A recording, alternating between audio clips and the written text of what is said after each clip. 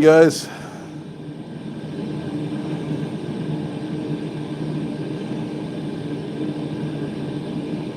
how you going? Sorry I'm a tiny bit late. I knew how I was supposed to be making Damascus today, and yet for some reason that didn't click in my mind that I should do the prep beforehand.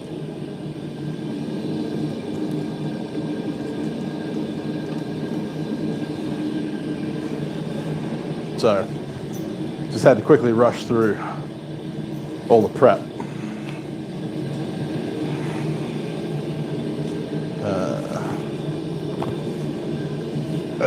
Okay, let's see who's here. A few people here.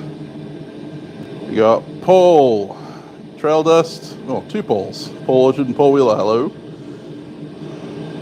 Jared, Aaron, and Lauren, and Brad, and Slidad podcast. There you go. Welcome to the stream. First time. Clayton, how you going? Evening, yes. Because it's morning here, but evening in the rest of the world. Or so it feels.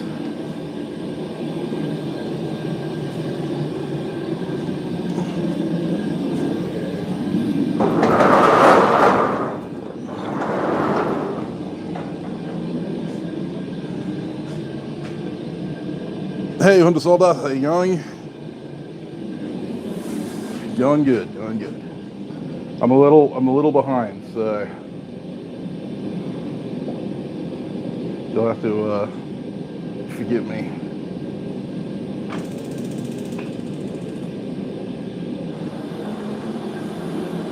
I let my coffee go cold. Hey, David. Sleep is important. It's all good. You can always catch this on the playback.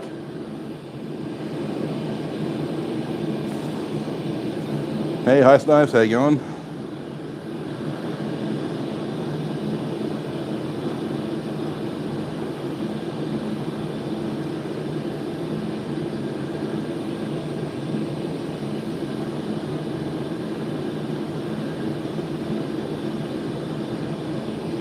If your coffee goes cold, just hit it with a blowtorch. That's what I do.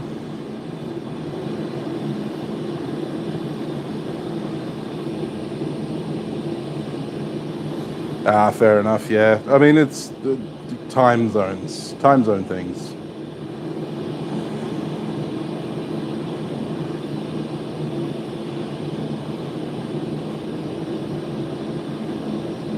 You should jump over to Twitch. Sometimes I stream in the morning for you guys. Most of my Twitch streams are done at night here. Coffee got cold, you switch to beer. Well, it's about that time for you.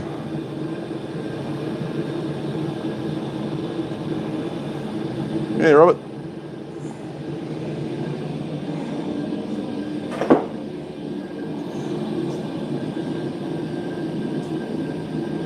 Switchery.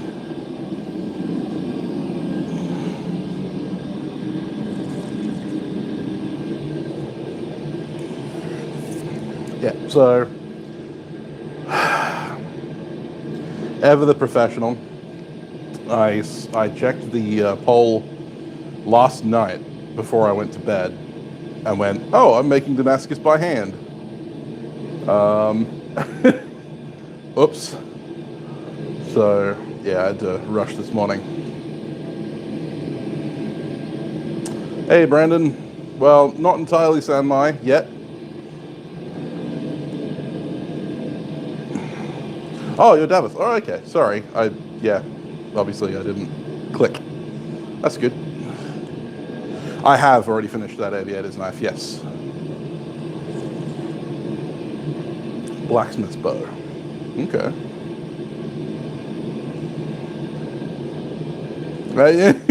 Well, I appreciate that, Aaron, but you were in the minority.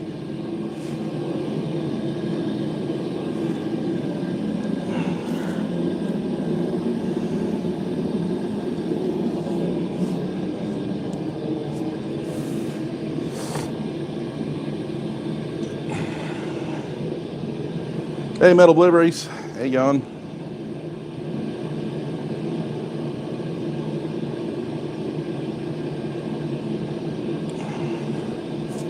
I'm reading bow, and I'm like, are we talking about like an archery bow? 'Cause you can't make a bow out of stone. Or are we talking like a bow tie? Yeah, Paul. I sometimes put up stuff in my community tab on my page. If you go to my YouTube page and check the community tab, you'll find polls and stuff for upcoming streams and that kind of thing. I sometimes foolishly ask my audience what they want to see.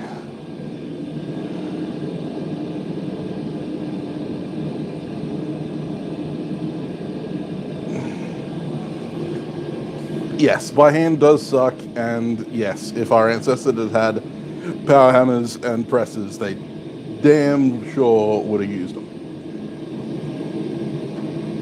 And welders. Yeah.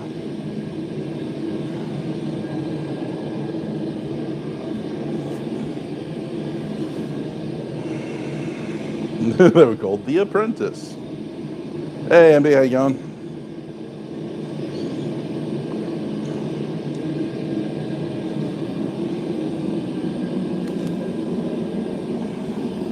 You registered for a knife show yet, Mark? Okay. Yep. Forged files of hunting weight.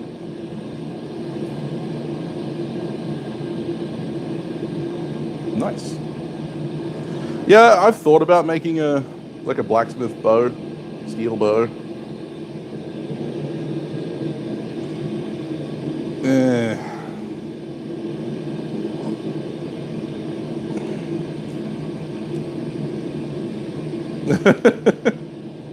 Yeah, that'll do it, dude. That will do it. Ah, cool. Cool. Hand sanding, always fun.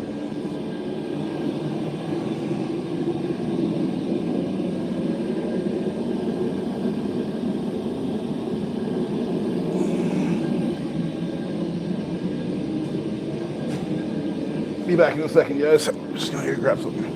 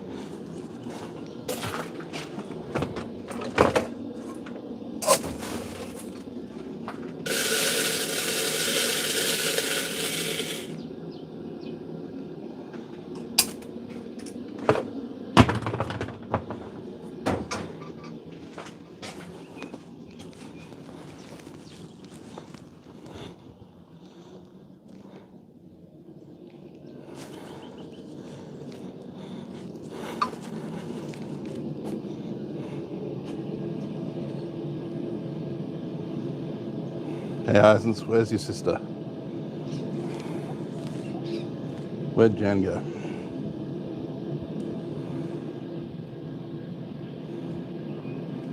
Did she do a runner? Is that what we're dealing with here?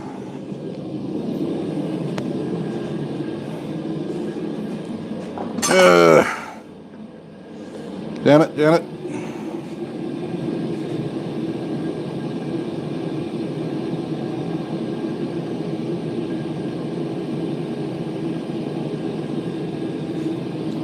Weld.com has some great videos on how to weld with everything. From MIG welders, TIG welders, arc. And I'm not talking about the website, I'm talking about YouTube channel called weld.com. Just gonna go looking for my chuck.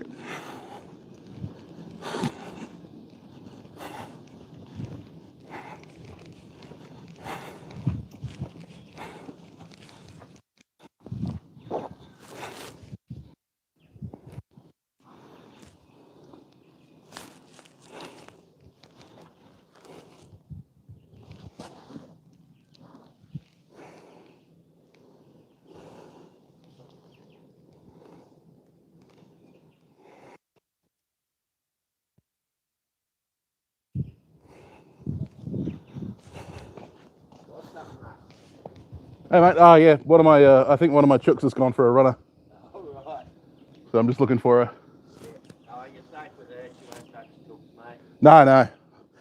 No. She's come over here a few times before. All right. When they get out, so. Yeah, if I see her, I'll give you a yell, mate. Little Isa Brown, yeah.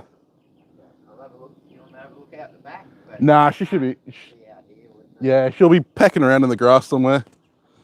No worries. Cheers, mate.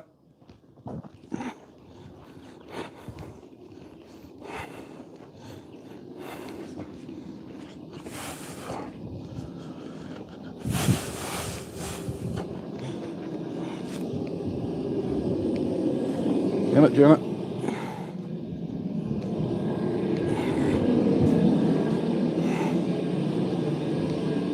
Sorry, thrilling viewing, I know. The hell is she?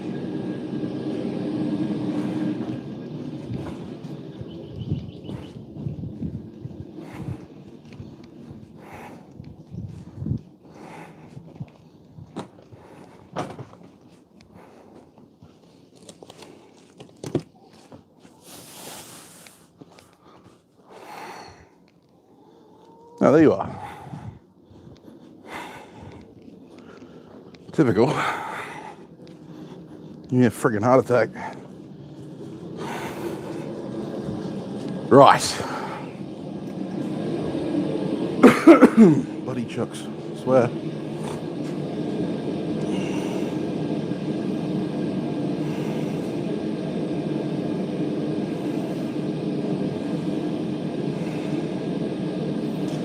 Yeah, Chan has a tendency to take yourself for a walk.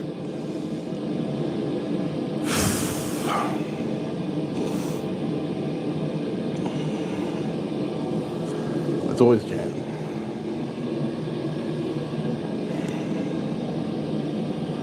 Free range. Yeah, well, these are as free range as they get. They used to be battery hens, so we give them as much legroom as we can. But we have a lot of neighbors that run their dogs off leash. And I'm just worried one day I'm going to end up with half a chicken.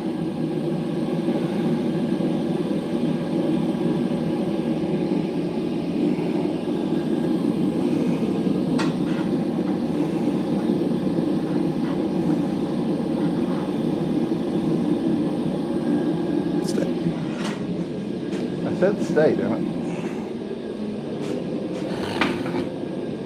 Arguing with my steel. Now, I had a clip. But I bet you my apprentice has moved it.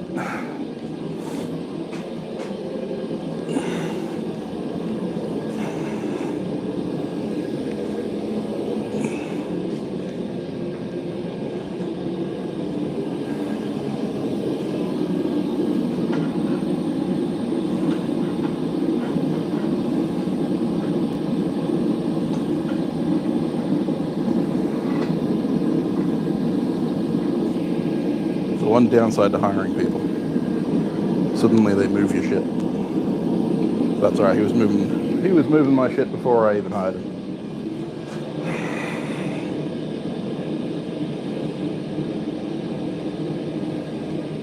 Ooh, ringneck pheasant. Cool. Right. Yeah, Jared, you were asking about the survival knife. That is it. All finished up.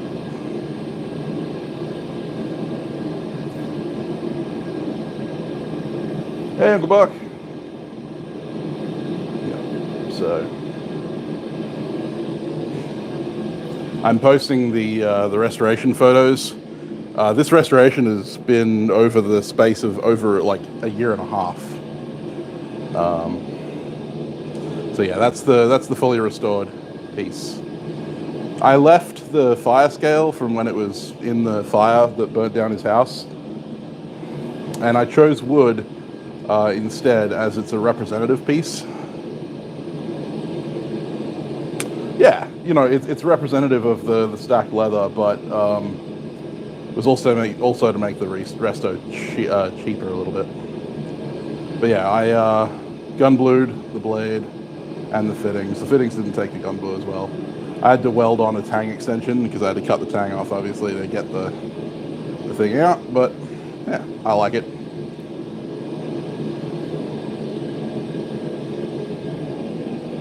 I think it came up a treat.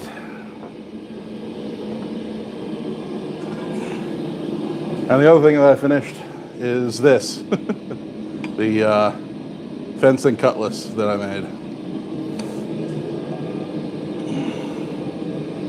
Hey, Ola. Yep, thanks for the reminder, Eric. Yeah, Aaron. But yeah, so this is the fencing cutlass that I finished. Nice and flexible. The bowl is way too heavy. All I had was 3mm sheet to make it out of, so 3mm sheet is what I used. As I think it was JT Barrett recommended to me, I'm going to try some piercing work on this because it's mild steel, so I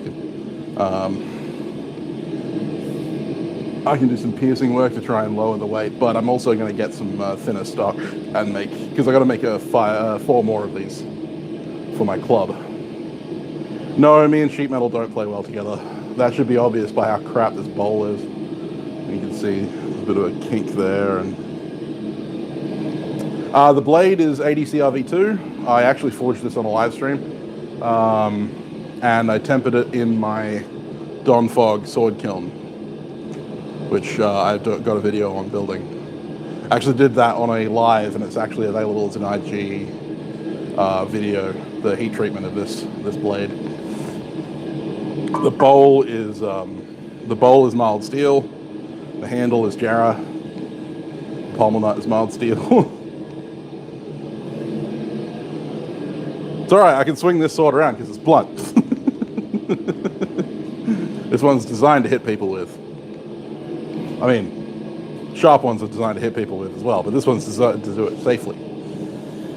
But yeah, I'm gonna do some piercing work on it, see if I can take out some weight, but it'll make it less historical and it'll also make it less protective. So I'm gonna get some 1.5mm sheet and make some more bowls for that, and I'm gonna make a whole bunch more blades. But I'm very happy with how this thing turned out. Cool little detail is the termination. So the whole spine is beveled, but beveled backwards because the edge is full thickness, but the spine is quite thin, and then you've got the termination of that 12-inch radius. Gas cylinder, yeah, I could do that. I'd probably have to find a way to heat treat it and forge it because most gas cylinders are pretty just over an eighth. Oh, this is 1/8 inch. This is way too thick.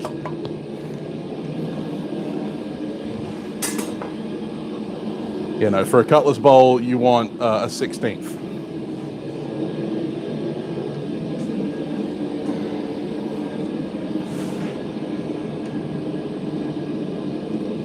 Oh yeah, absolutely, Lauren. Hey, Yummy, how you going? Use tin can.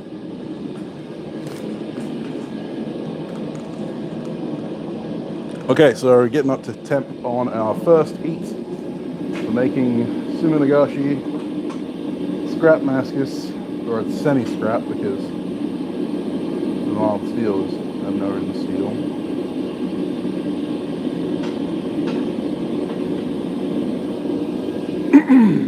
I decided to do the most approachable form of Damascus possible, given that this is a by hand method.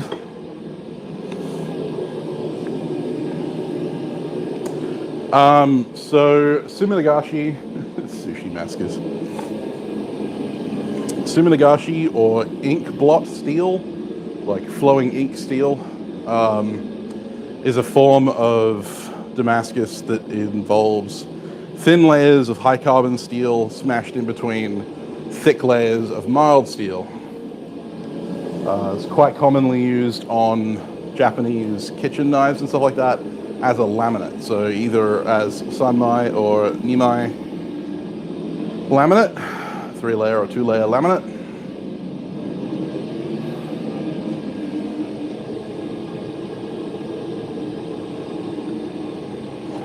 It's designed specifically to be used with a very interesting technique using a sandblaster rather than etching, but you can etch it. You'll get the same results, or not the same, but you'll get results. It's approachable because pretty much everyone has this stuff. The chickens, well, we found the chicken. We're all good now. How's my cold? Yeah, not too bad. I'm over it now, thankfully. Stonewash, yeah.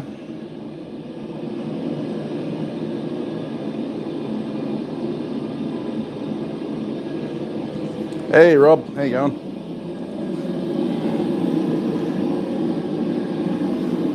Actually, traditionally, before the advent of high-powered sandblasters, they used to use steel shot, hardened steel shot, in a tin with a hole in it, and they'd have a big sheet pinned at 4 corners, kind of like a hammock, with the steel shot in the bottom. And they would hold the piece inside that and then raise scoop a load of shot out with the tin and hold it above their heads and let the shot rain down from height in order to provide that impetus. And they still do that to texture inlay work, mostly non-ferrous inlay work. It's like a super low energy sandblaster. Alright, let's just tap.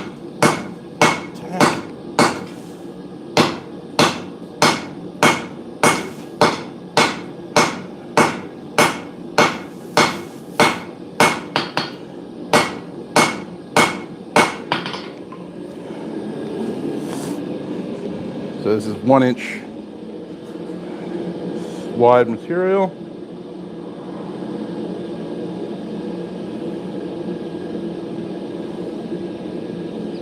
I'm using Sure Weld blocks.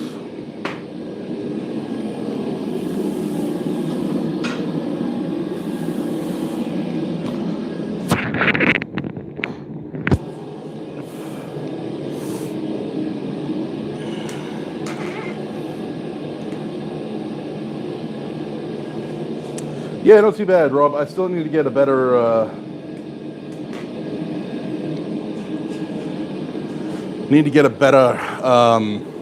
compressor for it, because I haven't got a very big compressor or a powerful one.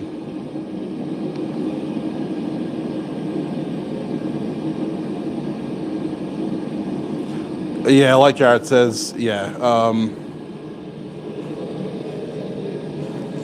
Cherry red stuff is not great for depth of penetration. It's really good for frizzes on flintlocks, because you only need a shallow thing and you can always retreat them. So Suminagashi, I'm just going to grab myself a piece of chalk.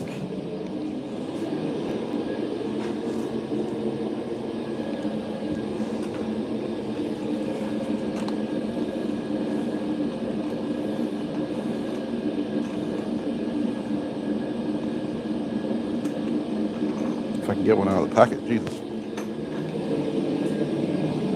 Suminagashi is, well, that was a nice noise.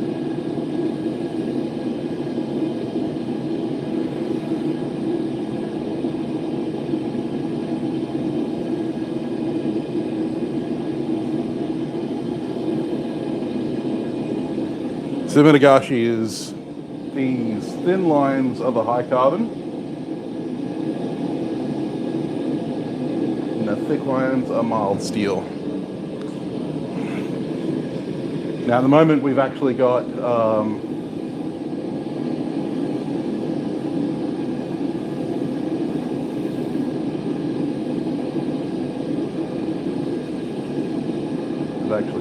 this.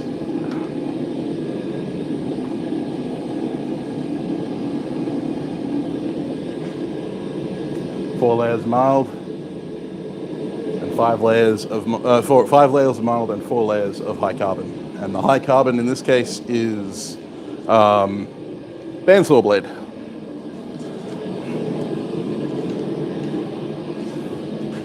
.2 millimeter. That's cruel, Lauren.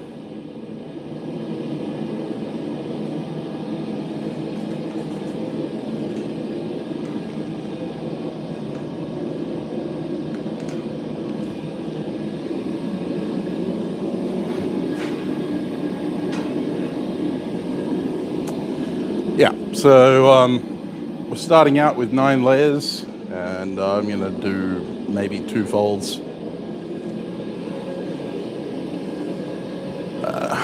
We'll see how energetic I feel. I'm going to trade out hammers.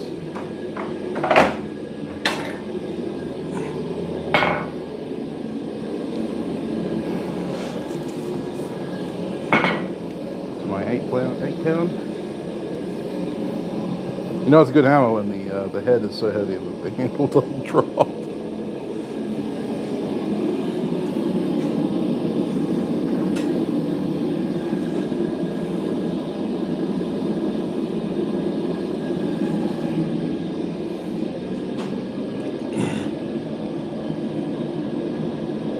How wide is the bandsaw blade? So this bandsaw blade actually started out at inch and a half wide. But what I did was cut 4 strips about that long, cleaned them off, then stacked it with the mild steel, welded them together, and then used an angle grinder to just cut off the excess, including the teeth. So now it's an inch wide. It's about 1 mil thick, I believe. Yeah, about 1 mil.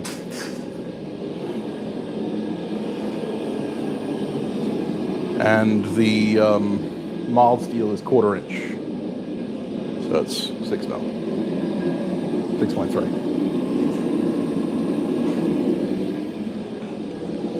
All right.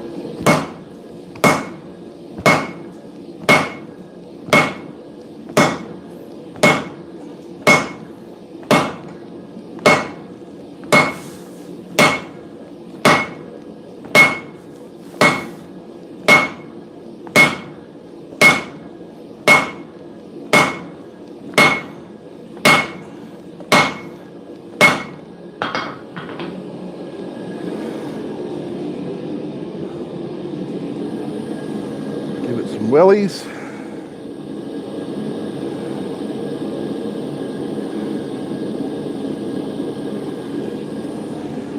One of the advantages of doing Suminagashi, obviously, it's a lot lighter. It's a lot softer under the hammer.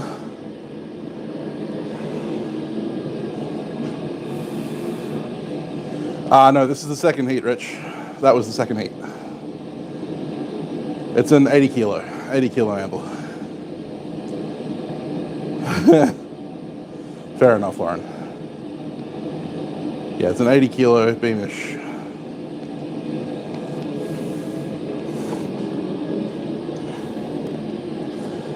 Yeah, if you look up Suminagashi, why are you an idiot now, Rob? I don't agree. If you look up Suminagashi, the pattern on a blade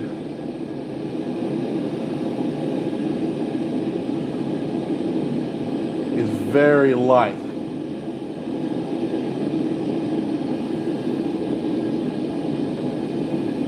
And each master has their own form of Suminagashi, because it looks like flowing ink, funnily enough. And the whole idea is, in the proper treatment of Suminagashi, is you harden the blade, polish it up to, you know, whatever grit you're polishing it to, and then you sandblast it with a low carbon steel media.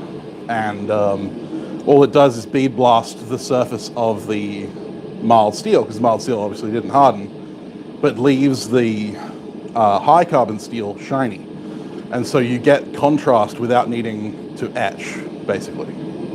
And it looks amazing when it's done right. Have a brand new 45 kilo on order.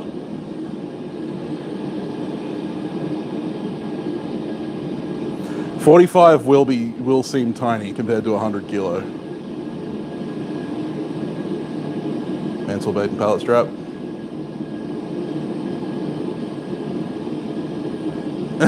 Fair enough. There you go.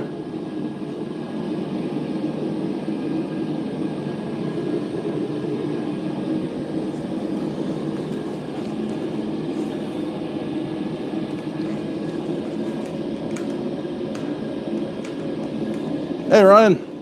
There you go. Everyone's welcome here. Well, I say everyone. Everyone except gatekeepers. Trolls.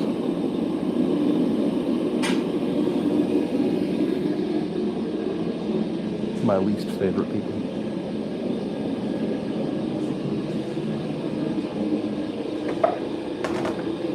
Switching hammers again.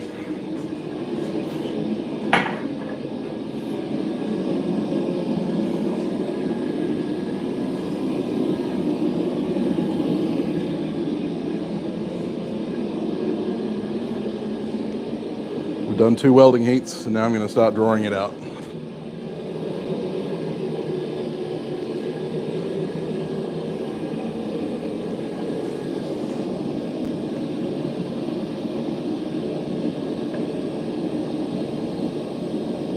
Hey, Zach.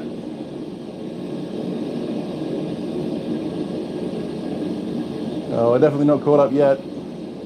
But that's all right. I understand. Hit like, hit dislike, doesn't matter. If you hit and dislike, let me know why.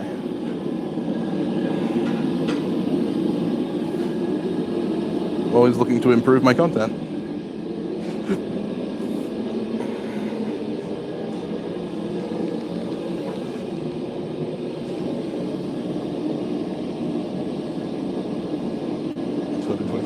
Fair enough.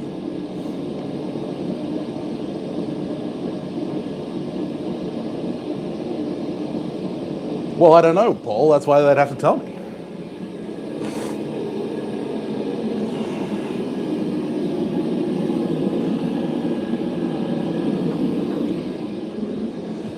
All right.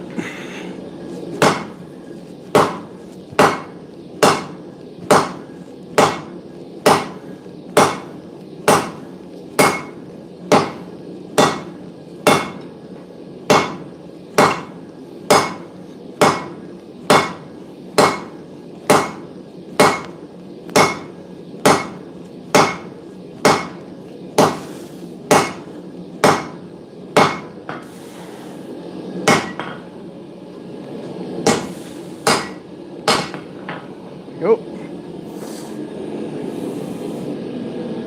Well, if it ain't welded now, it ain't going to be welded at all, but throw on a little bit of flux anyway, just to cover the bases.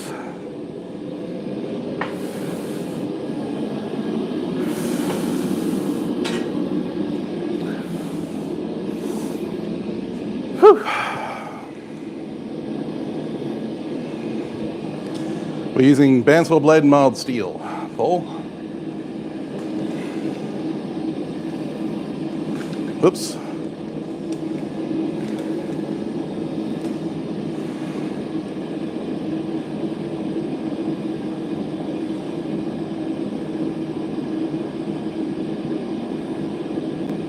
Him never sings.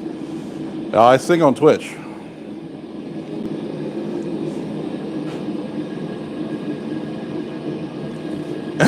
Fair enough, Kevin. I think that happens to us all.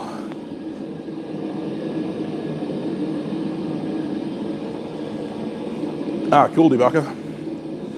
Yeah, I'll have another one out this week.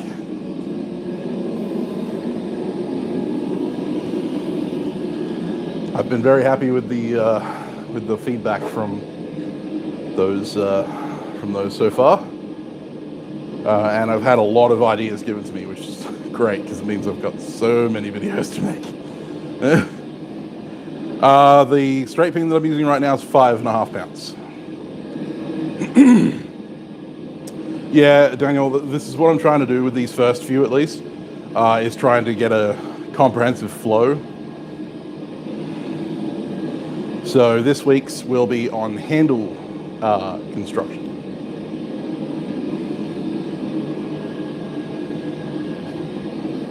Various types of handle construction you can choose. And then the one after that will be handle design. And then I'm going to do one on overall knife design. So bringing blade, profile, and handle together. I sure could, Jared. I will put that on the list. Yeah, I plan on doing more like generic chalk talks in the future, Kevin. So if you feel left out as a non-knife maker, there will be non-knife maker chalk talks as well. Metallurgical chalk talks and all kinds of fun stuff. Yeah, fair enough, David. That's something that I've noticed. And that's something that I struggled with as a beginner. And this is one of the other reasons why I'm doing the chalk talks, is so that I can basically a letter to novice bladesmith me back when I knew nothing and still know nothing.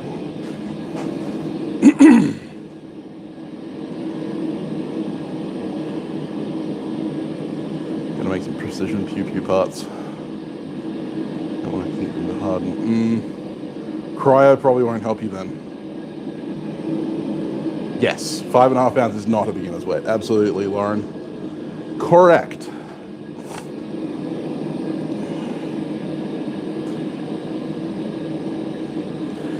My advice would be start with something like this, a 2.5 pound hammer.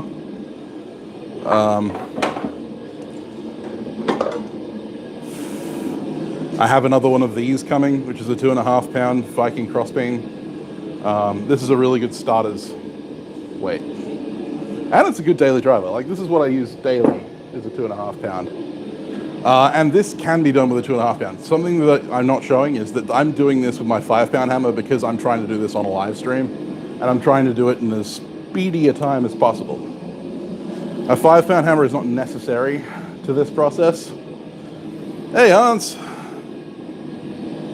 Just tough. Okay. Well, maybe.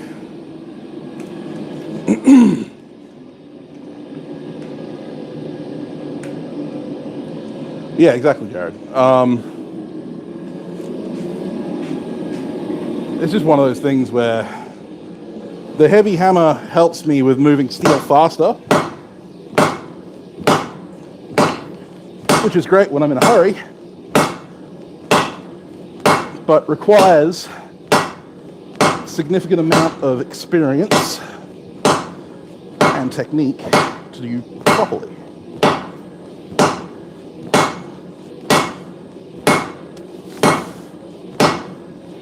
Something to keep in mind as a blacksmith of any level.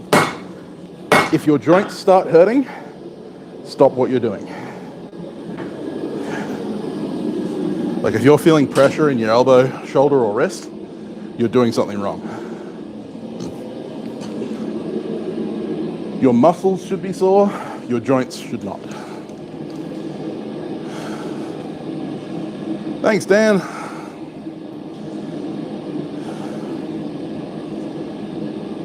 Fair enough, Aaron. Hey, Ryan.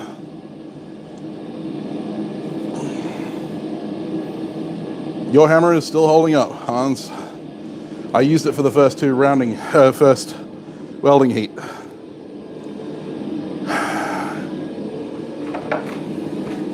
Still here. All right, catch you in a bit. Back. You know, your hammer still does its rounds here, Hans. Still one of my favorites.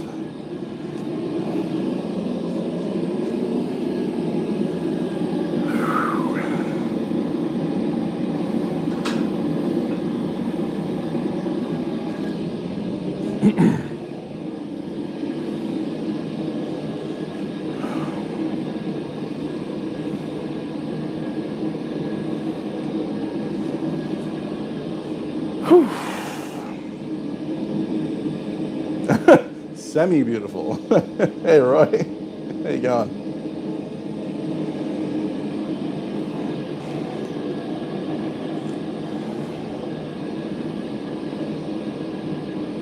Yeah, Lauren. That's it. I mean, I'm 6'5" and 415, 420, somewhere around there.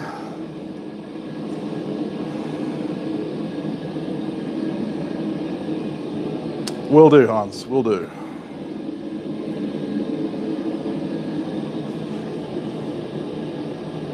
Get the scrolls out. Hey, Beggs, how you going?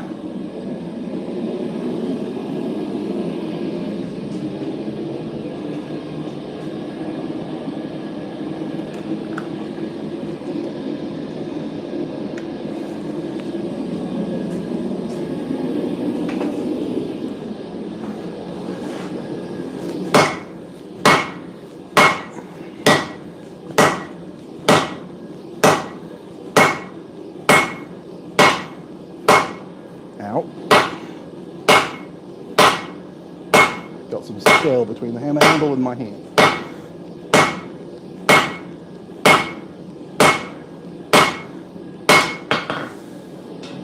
And it's never a fun time. This next heat, I'm going to do the sides. I'm going to flux it up. Flux. It's what summoned Roy in the first place.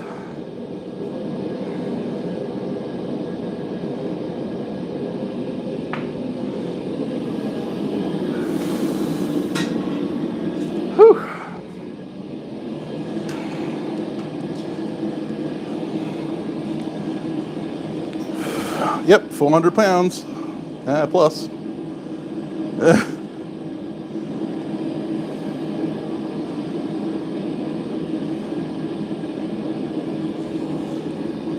Oh, Taco. Going full time. Nice. Congratulations. Don't believe, Aaron? Well, you can do the math for me. Last time I weighed in was 194 kilos. So 2.2 times 194, whatever that comes out to. 2.25. You saw Roy on his live stream earlier, he was hammering and stuff. Well, that does seem to be something that Roy is in the habit of doing. It sounds like something he would do.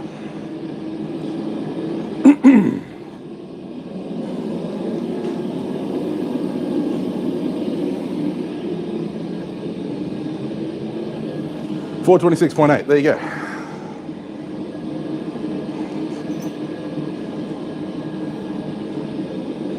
That's me.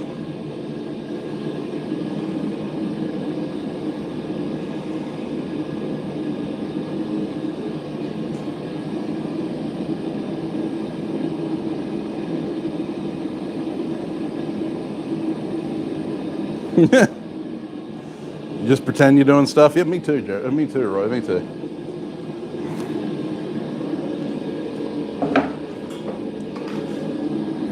I mean, my Hans hammer has got a couple of dings in it. Doesn't affect it none. I think the worst one was I missed and hit the edge of the anvil. That one there. Got some really nice. Got a really nice ding in it there. But that's okay, because this anvil literally dents any hammer that I have. Doesn't matter how hard it is, because that anvil is 62 Rockwell at the face.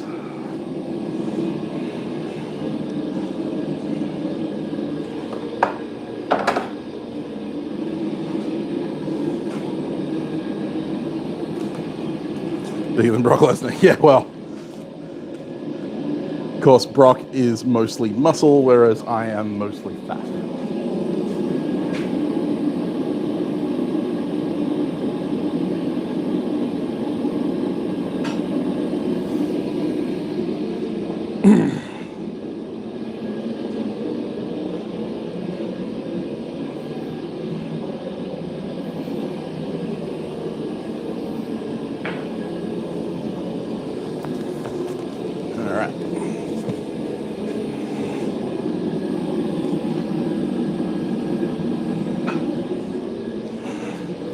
Time to test the welds. Bit of a D-lam. Mild steel is renowned for its pain in the ass when it comes to torque welding. And yet again, the only rods I had were dissimilar metal electrodes. So there's probably some stainless oxides in the mix.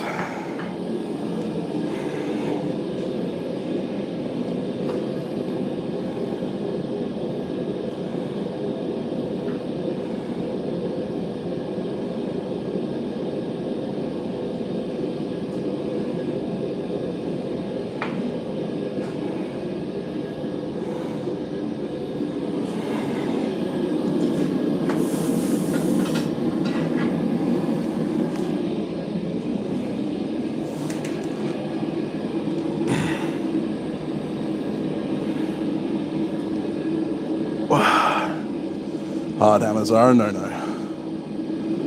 Yeah, no, don't make them harder than anvils. I much prefer to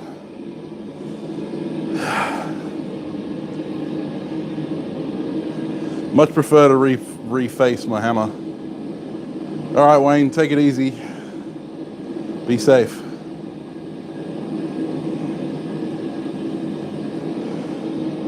Exactly. I'd much rather redress the hammer face than have to redress the anvil. What's with your hammer, Paul? I'm not sure. What hammer is that? I can't remember. Remind me.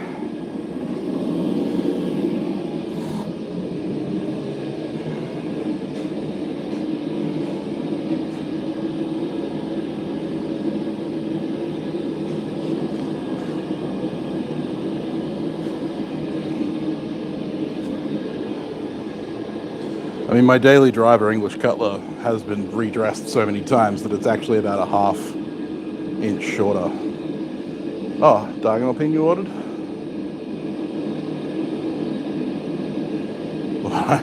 Right, yeah. Did you pay for that one?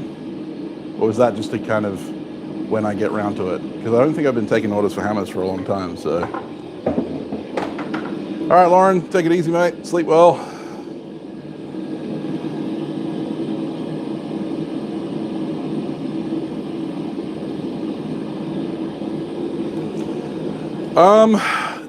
Kind of a bit of both, David. I have kind of moved over to the square face now. It was on the list. Okay, yeah, I'll put it on the next load. I've kind of focused on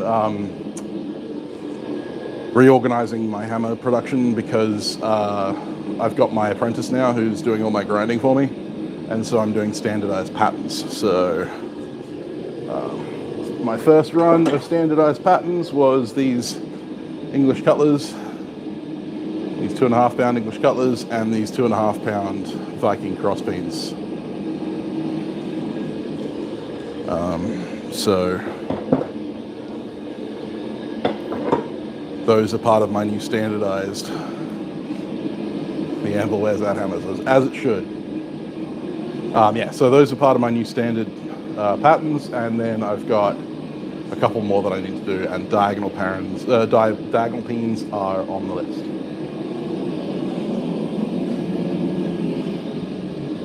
But I've mostly been working on training my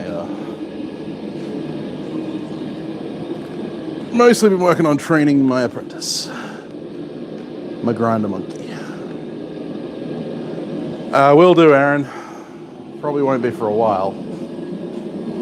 I hate forging rounders.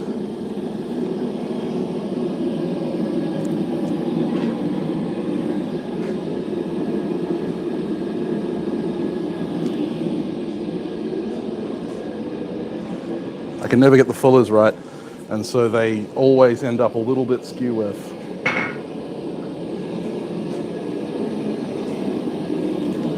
Let's try and fix this D-lam situation.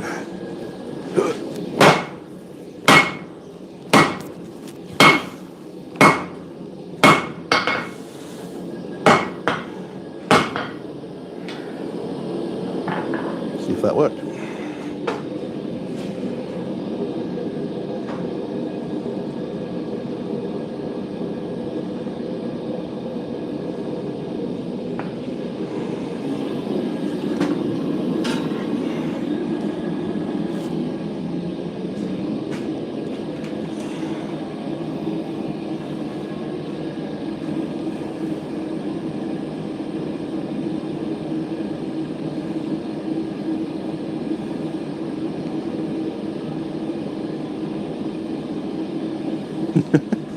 Yeah, thanks, Hans. Been a long week, I know that feeling.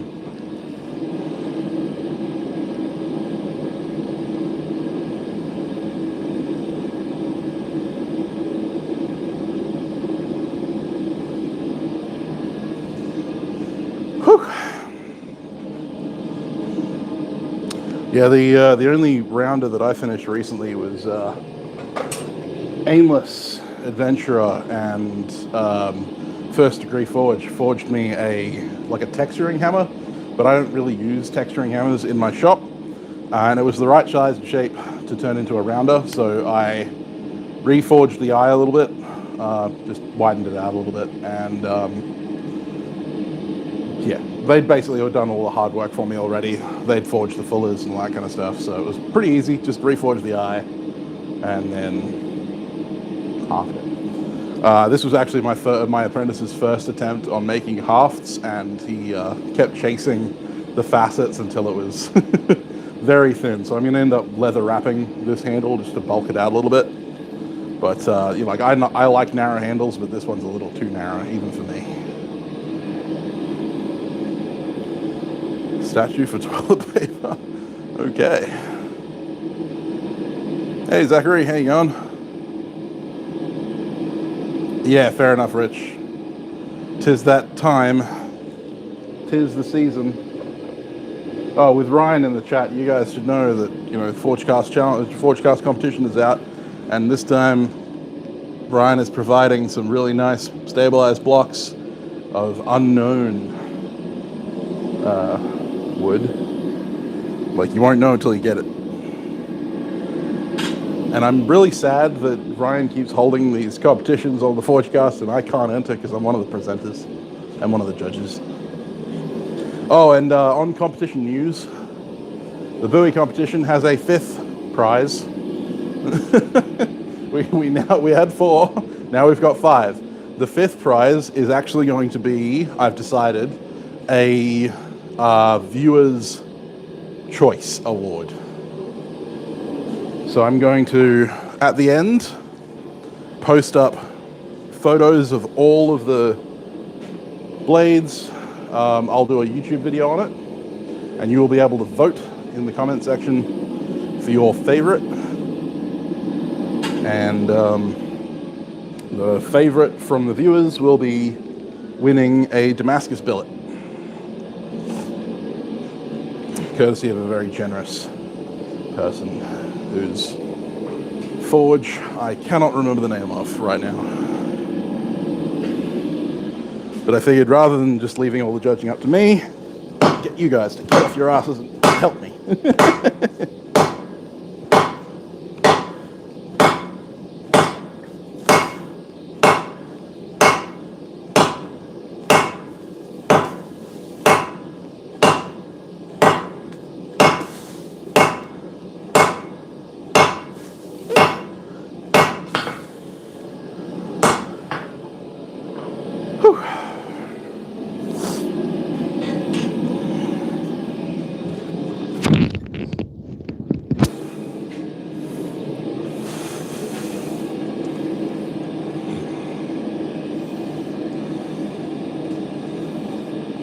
Holding competition.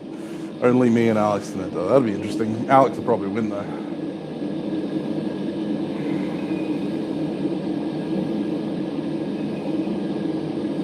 Well, you got 2 months, Rich. You got until January 1st. Steel Butler.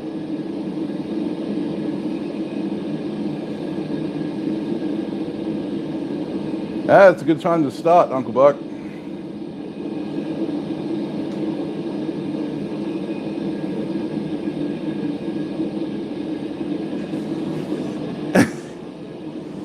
I wasn't calling anyone lazy, except myself.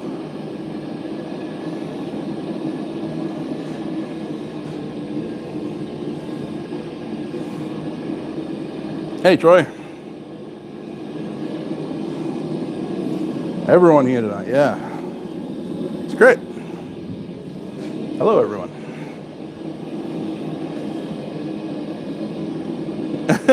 Fair enough, Ryan. That'd be good.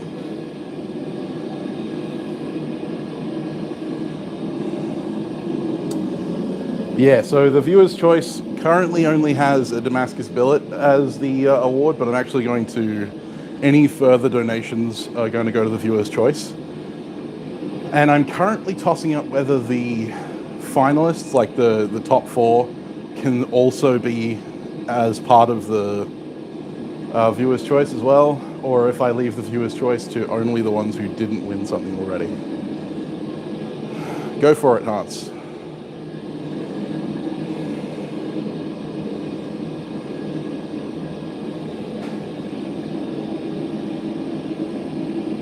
Hey, Joel.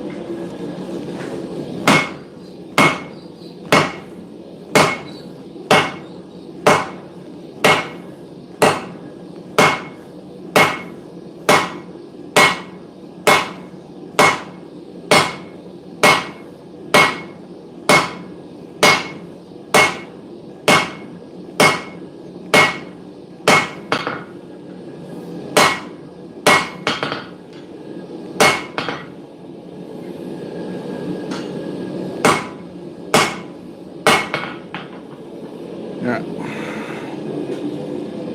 Just need to dress in the edges a bit.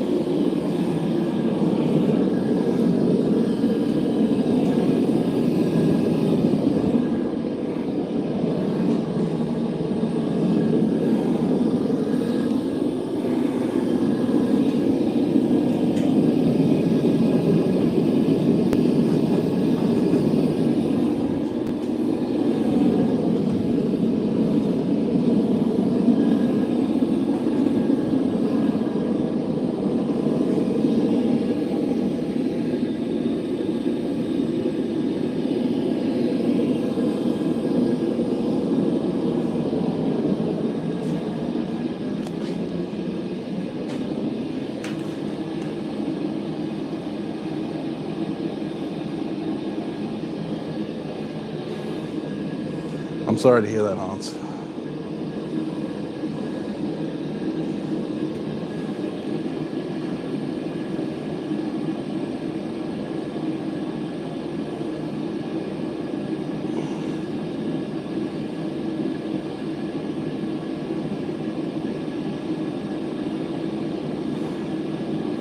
Glad you're all right, Ben.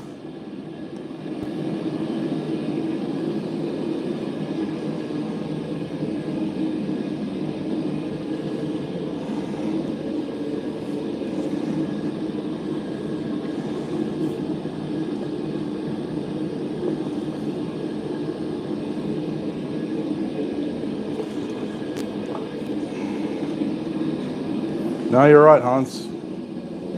This kind of shit happens. It's not a downer to talk about it. You've got to share it with your family. That's us.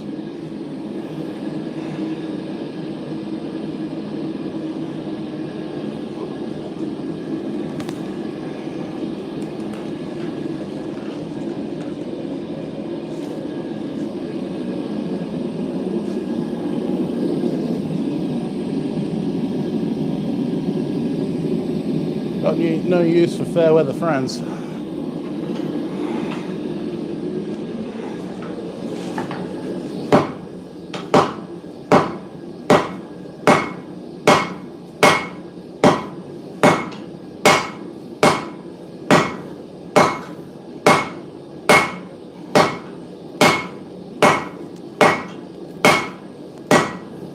Looks like I'm gonna lose a bit. That's all right. When forging Damascus by hand, losing a bit is kind of part and parcel of the gig.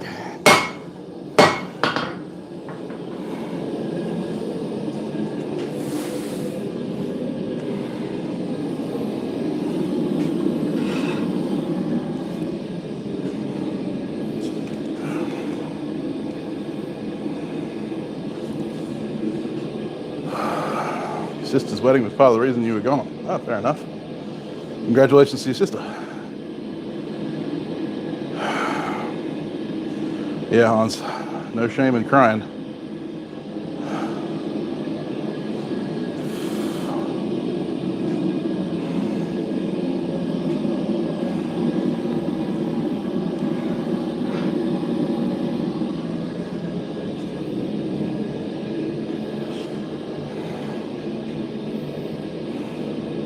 Don't be sorry. It's why we're family.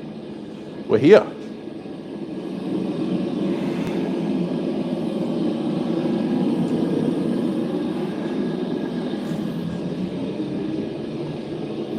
Good times and bad, man. Trust me, if this channel was all about good times, I wouldn't be talking about my mental health all the time. You guys haven't told me to shut up about that yet, so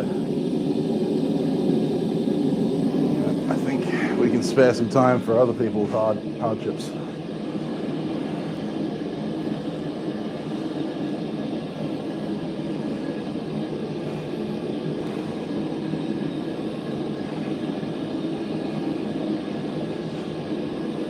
Absolutely, Blueberries. Absolutely.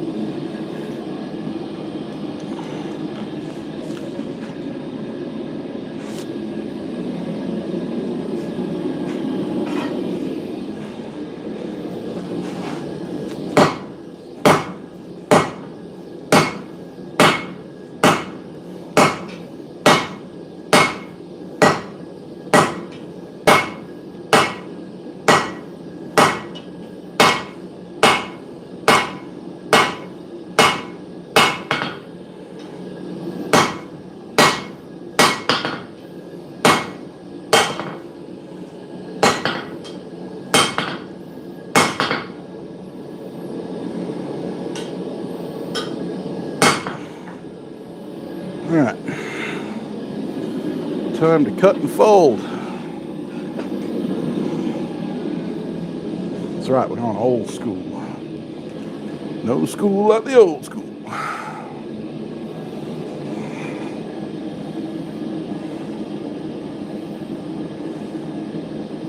That's the one, Troy.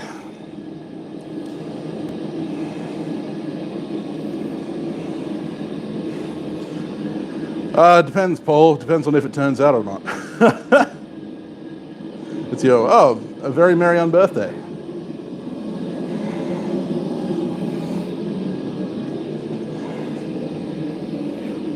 I never stopped, Hans. We don't slow down. We just keep forging. Gotta forge ahead.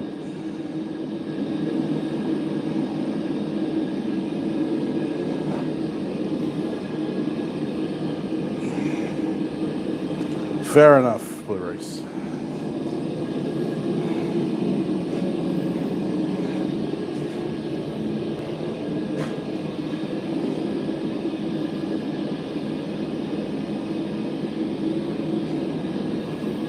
Folded Damascus on my origami crane. Come swing that hammer for me? Yeah, go for it. More than welcome to do that if you want. I mean, that's what I got Preston for, but someone said that I should do this by hand, and I'm pretty sure you're one of them.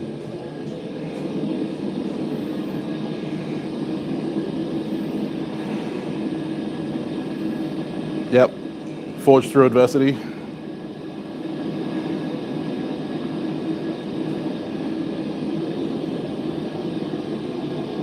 Yes, you were. Yeah, I think it's Forged Through Adversity or Forging Through Adversity. It's a group that does mental health and blacksmithing.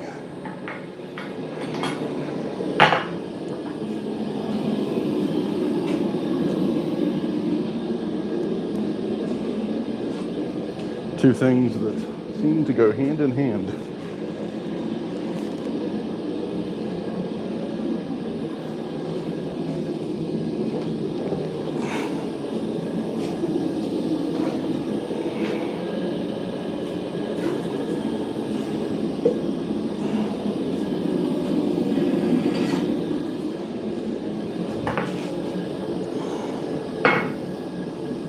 Eyeball center.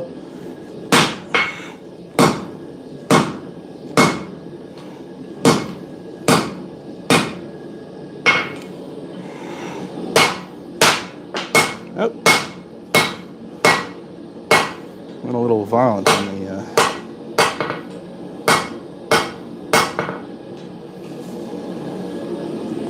on hot cut, I think. Forgot that I was using mild steel, not high carbon.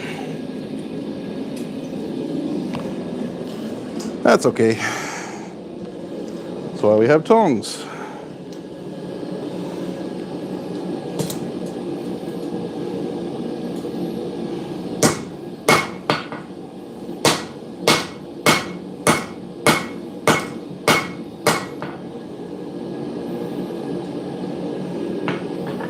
All right. So those are flat-ish. And in the spirit of trying to get this to succeed as much as I can,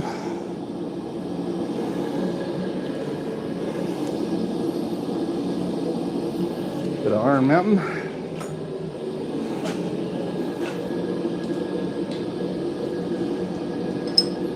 I wasn't even close on center.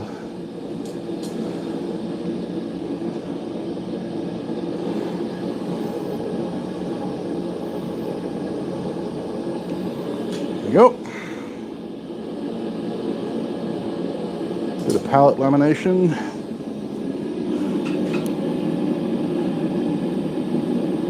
Need to move my brick.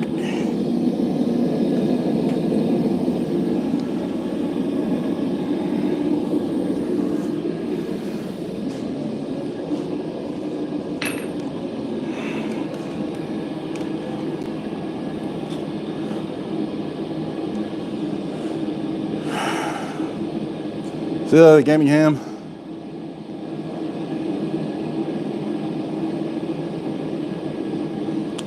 Hey, no trick.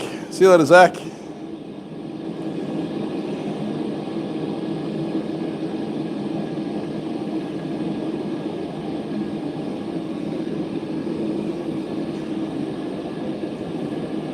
Refocus is needed. Yes, so I use water on the anvil to blow off steam, so blow off scale. So the water flash boils underneath the heated steel and causes a steam explosion, and that explosion both rapidly cools and then blows off the scale. Because scale is incredibly brittle naturally.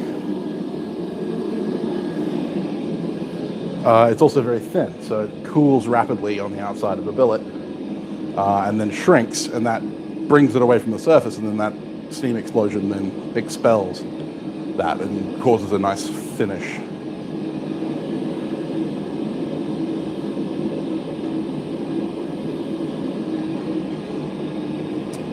Favorite cheese? Probably Camembert. Camembert is one of my favorites. I'm just a big fan of cheese in general.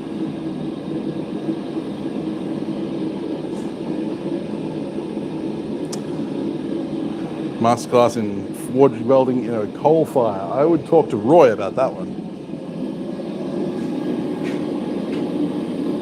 I've done some welding in a coal forge and I have seen coal, but Roy is definitely the man to talk to about forge welding in coke or coal.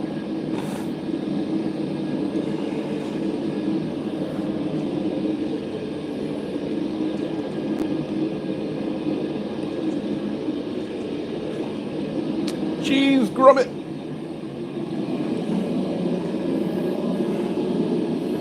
Oh, I'd love a bit of Wednesday beer.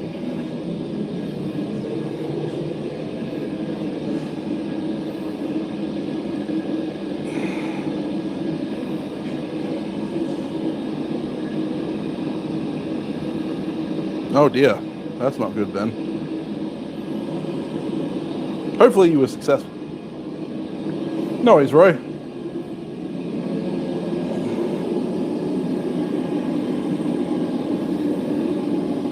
I learned a lot about forge welding from you, so it's only fair that I send other people to learn that kind of stuff from you as well.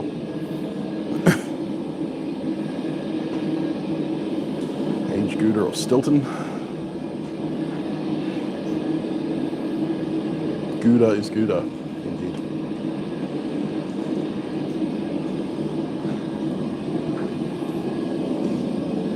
Now, one of the things I will say is if you're going to forge weld, try and make sure that there's no water on your anvil, because forge welding is ridiculous. Make a trip to the moon. Provolone. I can take it or leave it.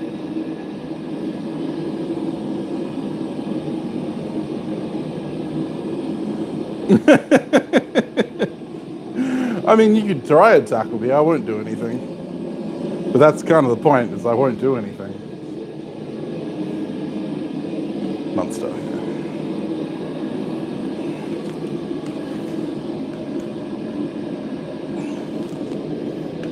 You gotta, if you're gonna tackle me, you gotta go for the knees. The bigger they are, the harder they fall.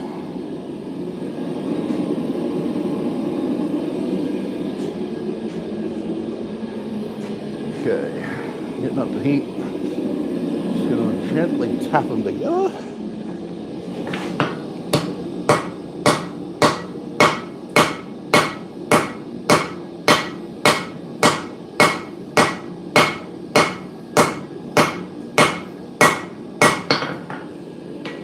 Yep, I welded.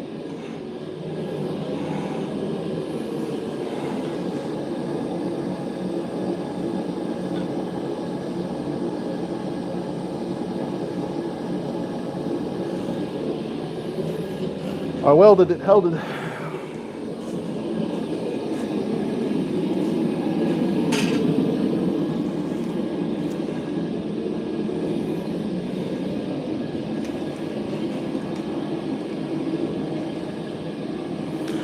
So I was using Shore Weld in the first one, and I will switch to Shore Weld after this. But I'm just using Iron Mountain to close up a couple of the gaps.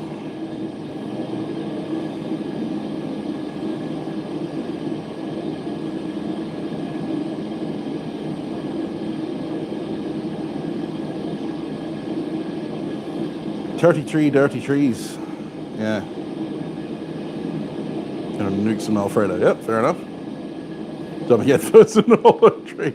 Oh, thank you, Joel. I appreciate the super chat, man. Thank you very much. Maybe one day you'll be able to forge weld. Anyone's capable of forge welding. Yeah, Iron Mountain's hard to get anywhere but America. I had to get it from the States. My good pal Jared, Veteran Ironworks.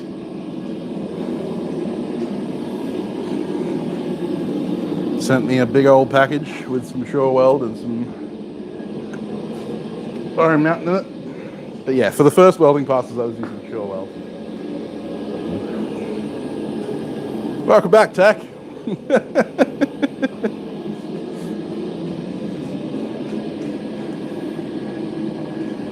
Look who it is. Hang on, Matt. Crazy timer. Yeah, A small piece of something. just a small piece. Yeah, sure. God. Just watch those edges there. Huh? Watch the edges there. Yeah. Got some 52-100. That is the outside of a bearing race. But as you can tell by the radius, that would be an incredibly large bearing race. Yeah, you're talking around somewhere actually. Yeah, probably 1.2 meters less. Yep. Yeah. That's what we up to. Forging some Damascus. Got a little bit of it. Huh? I got a little bit of it. Yeah, just a little bit. This is a baby billet compared to what I normally do. But that's because Yeah, I'm no, doing. I saw that there. I grabbed it and I thought, yeah, I'm thinking all the things I can do with that. I thought, yeah, I think Steve could do a lot more with it than I could. No, not off wind turbine, I don't think. This is Matt from Techronmatic. So when you see Techron in the chat, Yes, that was off mill. Just a fairly small mill actually. thank you very much for the super chat, Roy. I really appreciate it, dude. Hey, g'day, Ron.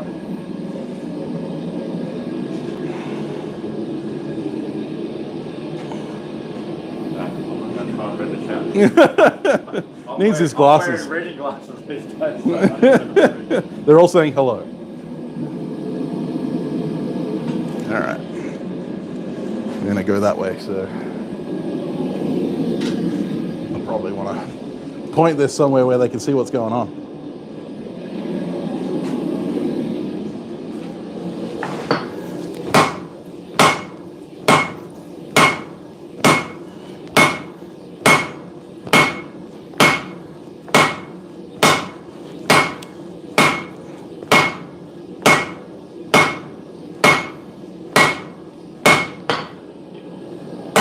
Pretty sure that's welded.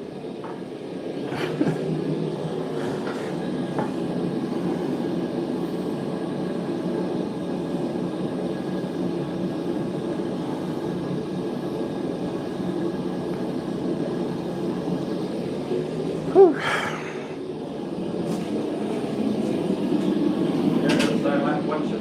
watching on YouTube doesn't do it justice. Yeah. Hey, High Desert, how you going? Techron gonna swing a sledge? I don't know. I don't know if he wants to. Oh, if you want me to. I've been swinging hammers a lot of work, but I'm probably got a few more swings left of it. Yeah. Well, yeah, if you want any more 50 to 100, Aaron, let me know. I've got plenty.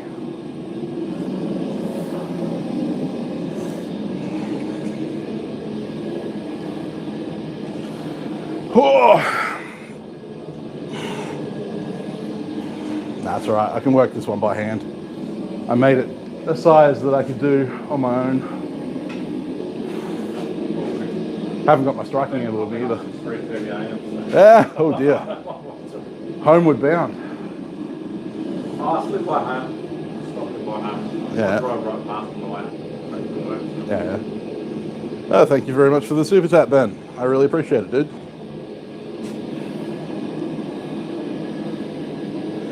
We are all about the questions. There's no such thing as a stupid question. Is that the next chalk talk? No. So the next chalk talk will be handle construction. The only stupid question is one that's asked multiple times. That makes you an asshole.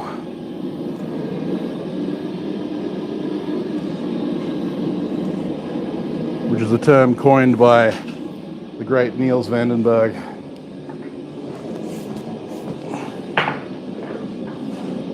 Which I have come to greatly like.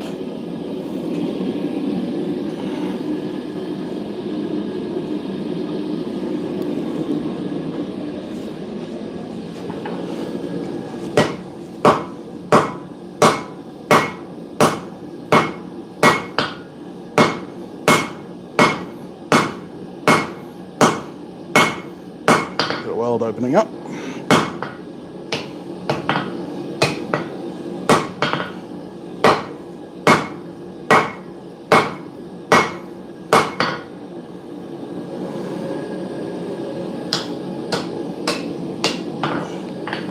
So I'm gonna fill that with some flux.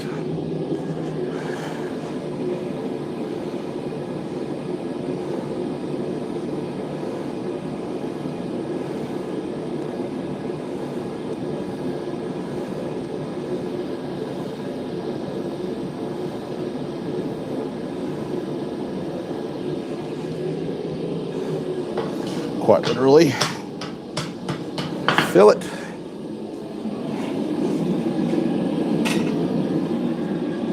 Great thing about Suminagashi is I don't have to worry about the carbon content because more than half of it's mild steel.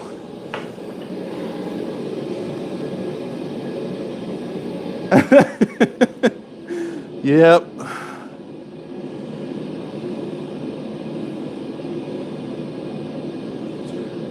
There is no advantage of Damascus over other metals other than the fact that it's aesthetically different.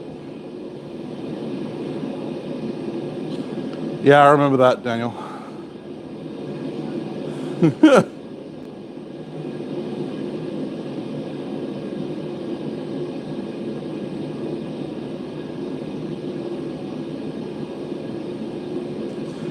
I mean, you can just buy it, Paul, but you have to get someone to make it for you.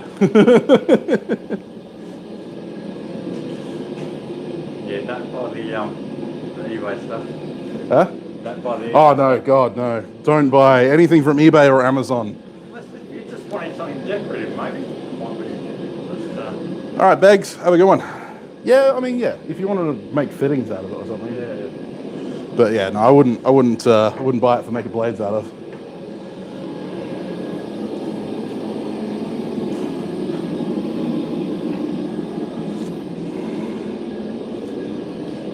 But yeah, no. The main advantage of Damascus is purely aesthetical. Wish Damascus. Yep. Yeah. Wasn't the original West Damascus as a benefit? I mean, so in terms of like the historical aspect, Yeah. in period, Wootz was, sufficiently better than bloomery steels of the age. When you say the term Damascus though these days, I think it was pattern work still. Yeah, and If you're talking of original Damascus, you've got from the 1830s onwards, Damascus referred to pattern welded, right? So there's the first written reference to Damascus steel was actually about pattern welded gun barrels in a gunsmith's manual from around the 1830s. So like Damascus steel was never really referred to as Damascus steel. Like when we're talking about Wootz, it was almost never referred to as Damascus steel. It was referred to as, like Arabic steel, or it was referred to as Saracen steel, that kind of thing. Saracen swords. But it was never really referred to as Damascus steel until the 1830s when they started talking about watered steel, patterned steel, and they were referring to pattern welded steel, and then also including Wootz watered steel in that as well, because it's like any steel that has a pattern on it. And it was to have a damascene, a finish, so it was to have that pattern on it. So realistically, historically speaking and modern day speaking, if you say Damascus when you're referring to either Wootz or pattern welded steel, you're right.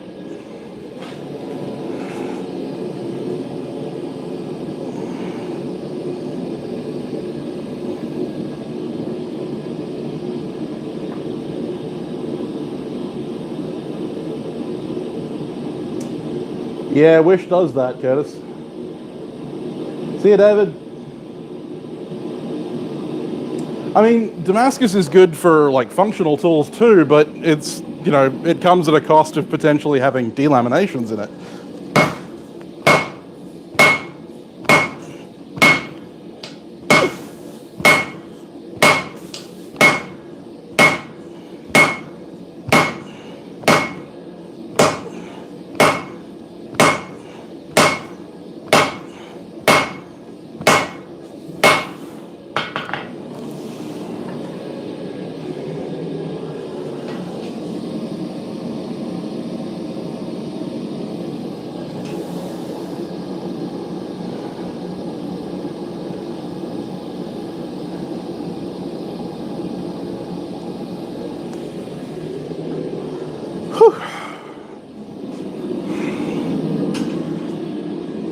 No pattern welded steel is going to be better than a mono steel of modern creation.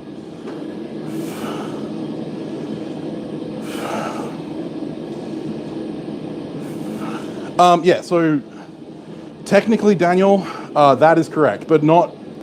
So it was about steel, because it was reference to Damascus steel, but also damascening is also a process of inlay. So when you look up damascening, what you'll find is either inlay or overlay techniques.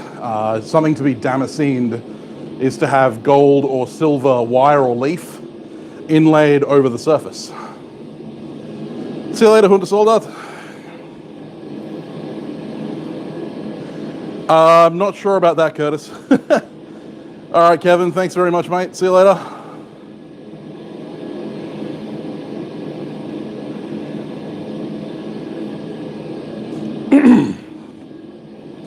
So yeah, Damascus, when like referring to steel, Damascus is about the pattern in the steel. Damascening is the process of creating a pattern with, you know, non-ferrous metals on a surface.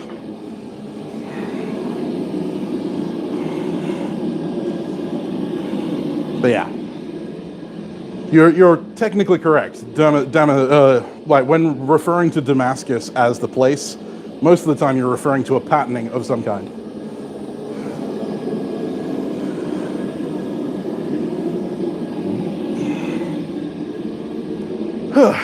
So what are you up to? All right.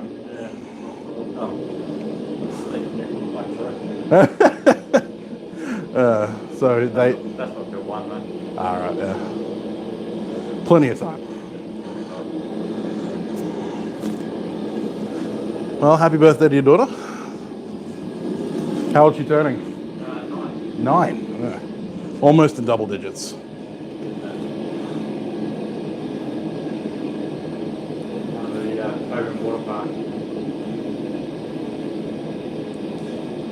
Like making Woots people cry, so send them your way.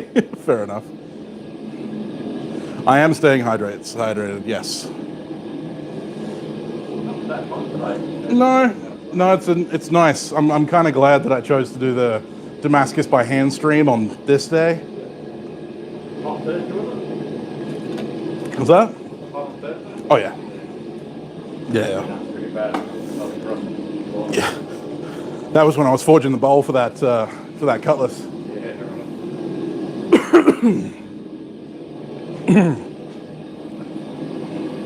I saw that Spencer Sanderson's been doing some woots as well. Aaron, I'm not sure if you saw that, but seems to be doing an all right job.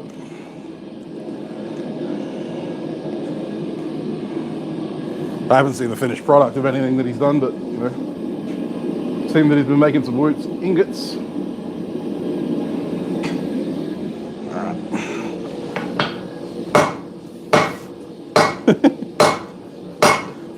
Catch some scale there, did you?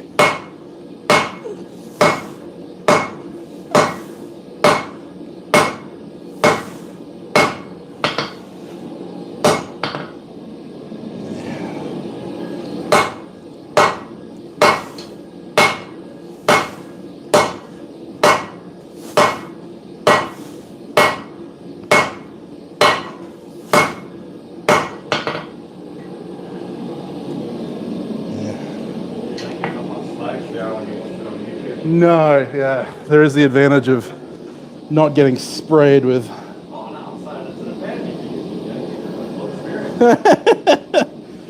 Yeah, Tech gets the full experience of getting showered with hot slag and listening to the gigantic hammer beats. Isn't he lucky?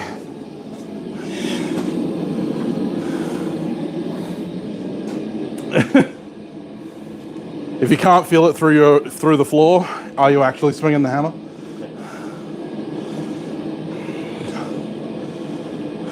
See you later, Rob. So it was the old Damascus steel pattern welded. Whew. So it depends on what you mean by old school Damascus. So if we're talking about Woots, then it's patterned because of the dendritic structure of the carbides in the matrix of the steel, because it was a crucible steel that was super high carbon.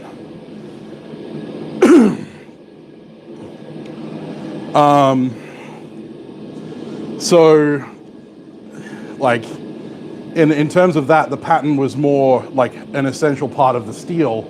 Much like if you etch modern stainless, you'll get a weird pattern, and that's all of the alloy banding from the chromium. So, all right, Roy, thanks very much, mate. I appreciate you hanging out with us. If we're referring to like Damascus as it was referred to in the 18th century, in the 19th century, then we're talking about pattern welding. So we're talking about pattern welded barrels, which were wrapped barrels, which were then forge welded. And then you had pattern welded blades later on. Pattern welding of blades wasn't really popular. Again, like it was popular in the early like 9th, 10th century with like the Vikings and Anglo-Saxons and stuff like that. And didn't really make a resurgence until like the late 20th century. So we're talking like the 1960s, 70s. Between you know, like the medieval period, like we're talking early medieval period of the Vikings and stuff like that, and the 1970s, Damascus steel wasn't super popular as in pattern welded steel, unless we were talking about gun barrels.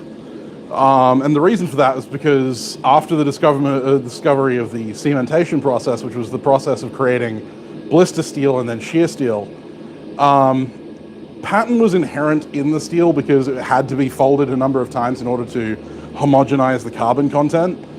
But creating like manipulated patterns wasn't really necessary because, or it wasn't necessary, it wasn't even possible because the carbon content was so similar in the metals. And there was very little alloying because they weren't really playing around a lot with alloys at that time. And blister steel and shear steel specifically could not be manipulated too much because they freely gave off carbon. And so in order to have a usable material, they needed to limit the amount that they forge welded it. So, yeah. It wasn't until the late 19th century that we started developing like alloys specifically for like specific purposes, adding specific alloying contents in order to get a better steel for a known purpose. And that was with the development of crucible particle material, like crucible material, rather than bloomery. Exactly, Aaron. Yeah, and then yeah, you had blast furnace materials, it's a form of crucible-ish material because it is all liquid at one point or another, but it makes it easier to alloy, and then you could roll it out into whatever you want.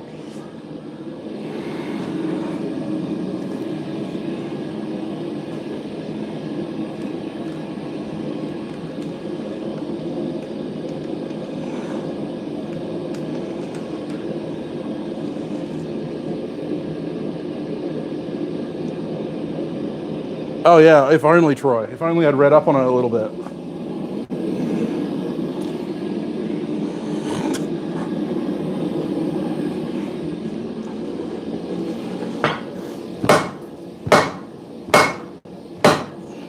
Well, I managed to hit the same spot 4 times, so... I'm going to pretend I was doing that on purpose.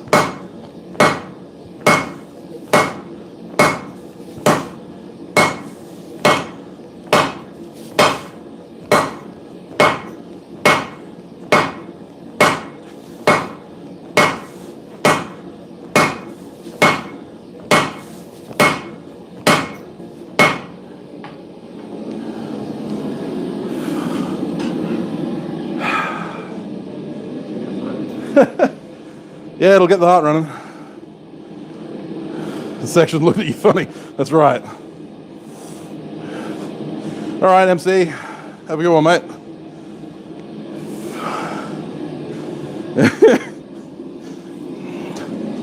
Yeah, I didn't like the way it looked at me. See you later, Joel. Thanks for hanging out, buddy.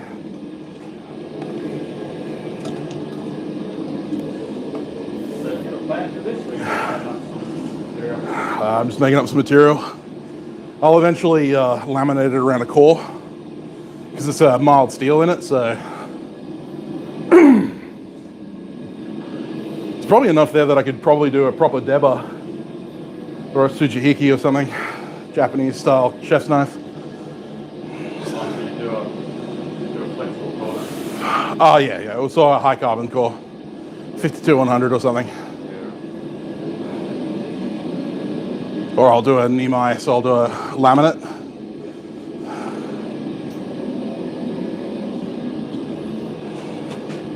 I want to try the traditional Japanese method. I'm peening, flipping, and peening more. And then I'm only flattening out when I get to my final desired thickness. So in a lot of traditional Japanese Nimai, they have the billet of low carbon, whether it's mild steel or Suminagashi. And then what they do is when they have their high carbon pallet, they cut out a section like that. And so this all becomes high carbon here, and this is still the low carbon. I'll bring it closer so you can see what I'm talking about. So the actual piece of high carbon steel looks like this. And so therefore when you finish the forge weld, you've got in the pattern on the blade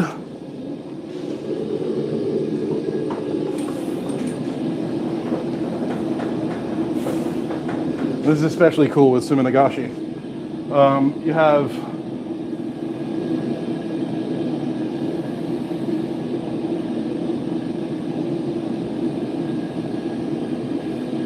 on the cutting edge side, if it's a chisel ground, you have this pattern, and this is all high carbon steel, and this is your Suminagashi. And then on the other side, if we flipped it around, I'm just going to draw the blade profile. On the other side, you'll have a line there. This is all high carbon steel, and then this is your Suminagashi, if that makes sense. I really want to try it because it looks like a really cool idea. I'm just worried about getting this blended properly.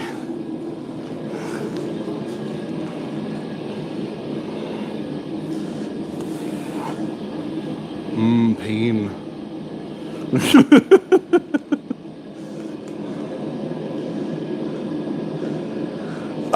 Sort of a lopsided pattern. Well, it's a single layer laminate, so 2-layer laminate, Nimai.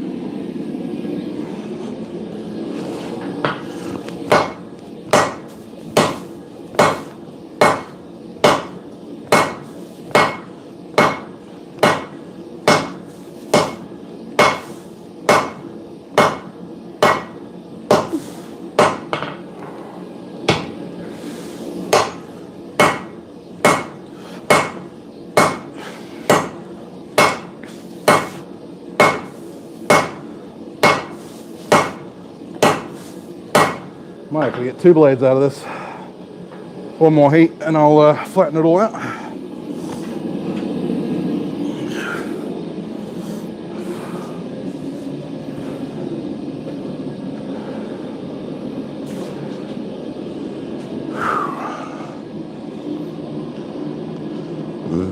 I don't think he works for the railroad. He works on mine sites. Huh? Yes.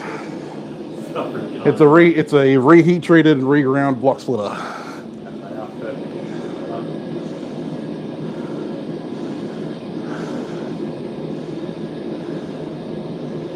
All good, Rich. So Troy asked, is there any cool content coming up from your channel? Yeah, I've got some ideas of. You like to wait and see. I'm going to do a couple small videos coming up maybe. I've got bees at my house now. I've got Oh, bees. A friend looking for a place in our area for bees. So we're getting honey and also beeswax. So I'm probably going to do a video on making some beeswax. I wonder if they can hear you because you don't have the microphone on. Oh, okay. I'll repeat that. Yeah, so hopefully got a bit of contact coming up soon, Troy.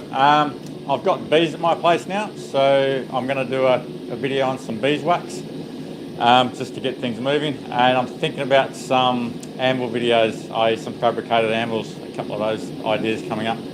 Just like some small Viking anvils, stuff like that. Still see a lot of questions coming up, people wanting to get into it, and with the price of anvils and stuff going the way they are. So always looking at those sort of options. You can hold on to the mic for a bit.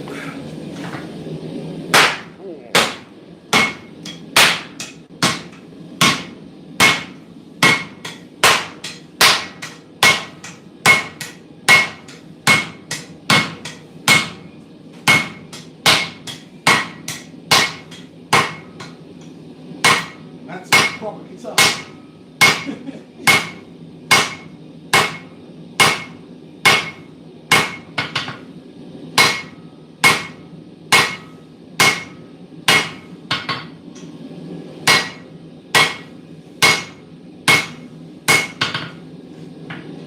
Leaves a nice shiny finish. Have you ever had a full explosion with the water on the anvil before? Oh, yeah. Oh, it's like a gunshot, isn't it?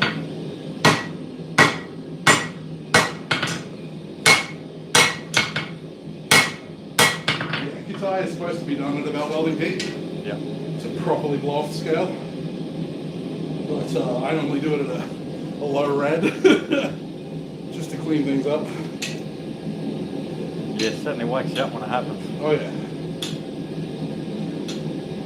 Well, there you go. That's a finished billet of Suminagashi. My neighbors probably didn't like that. That's a finished billet of Suminagashi, and my neighbors probably didn't like that.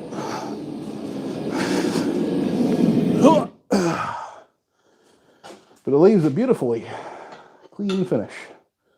Ready for, I'll probably chop this into 2 bits. Forge weld some Nemai blades out of it. I'm going to lose about that much because there's D-lams in there. But here you go. Damascus by hand. Now, Suminagashi, given that it's mild steel and high carbon, you have to laminate it. You either have to Nemai laminate it, put a pallet laminate on it, or you need to split it and put a, not a split it, but fold it and put a core in there in order to have something that'll hold an edge. Whew. It's hard when there are 2 people talking and it's like the mic's on me. How big is it? Hey, Endless. I was talking about you earlier. Basically, yeah, different carbon content of bloom. Troy says Techron is the best. Any more face mashups? I think I'll concentrate on some real videos. All right, someone wants to know how big the billet is. We are, let's do it in American freedom units, inch and 5/8. Inch and 5/8? No, inch and 4/8. So that's half, no, it's an inch and a half. So inch and 3/8. You should be teaching the metric. Fuck's sake, whatever. Encouraging Inch and 3/8 or 35 mil. And it is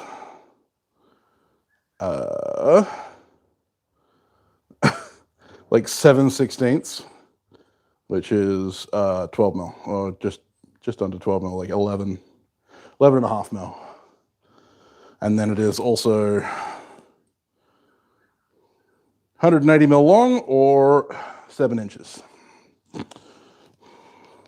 So yeah, inch and 3/8 by 5/16. No, whatever the fuck I said. Almost a ½ inch. Fucking imperial bullshit. Much easier just to learn metric. I love how they talk shit about Britain, but they still use the imperial measurements, and it's called imperial for a reason.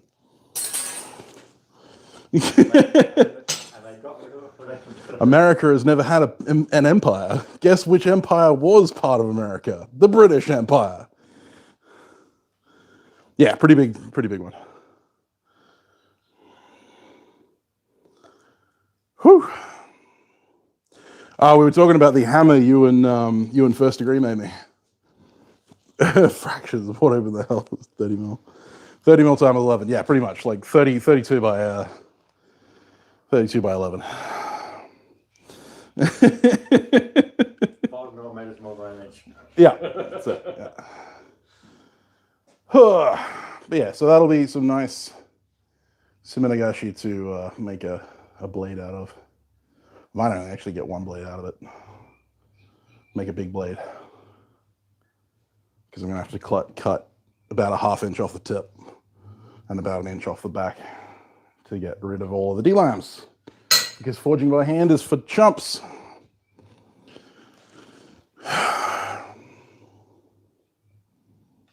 Count to 12 because that's for freedom.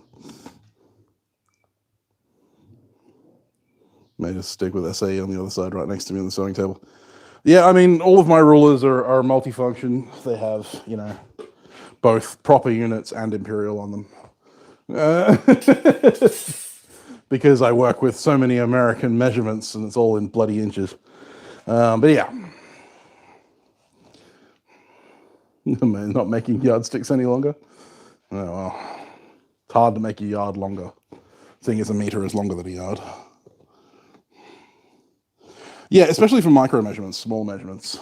But yeah, so hopefully you guys enjoyed this and my little chalk talk as well while I was here, because, you know, that's something that I do every time that I get asked a question, pull out the chalkboard. New chalk talk to come on Wednesday about handle constructions, and there'll be a chalk talk pretty much every Wednesday. And I'm thinking I might just keep the chalk talks to every Wednesday and then do a, if I do a build video or if I do another build, like a how to forge video, I'll upload it on another day that week. So you'll get 2 videos from me that week. And that way you'll get, constant content from me and extra content when I can afford it. When I can afford the time. Talk chalks, indeed. I'm actually thinking I might move it to Chalk Talk Tuesdays, just for the alliteration. Flows off the tongue better than Chalk Talk Wednesdays. And yeah, hopefully I'll be able to do some piercing work, not smash my light, and do some piercing work on this to lighten the bowl a little bit. I've got HEMA tomorrow, so I'll probably do that this afternoon. And then, yeah, I'll be able to use it tomorrow to smack some people with, which would be nice. No, it's not a high ceiling, it's a very low ceiling. He said high ceiling, but in like the high. Jokes. Trying to explain it to Matt because he can't see the chat. Anyway, good thing my cup's made of steel. All right, guys. Thank you very much for hanging out. Tuesday is kind of a dead day for you uploading. I don't know why, but yeah, anyway.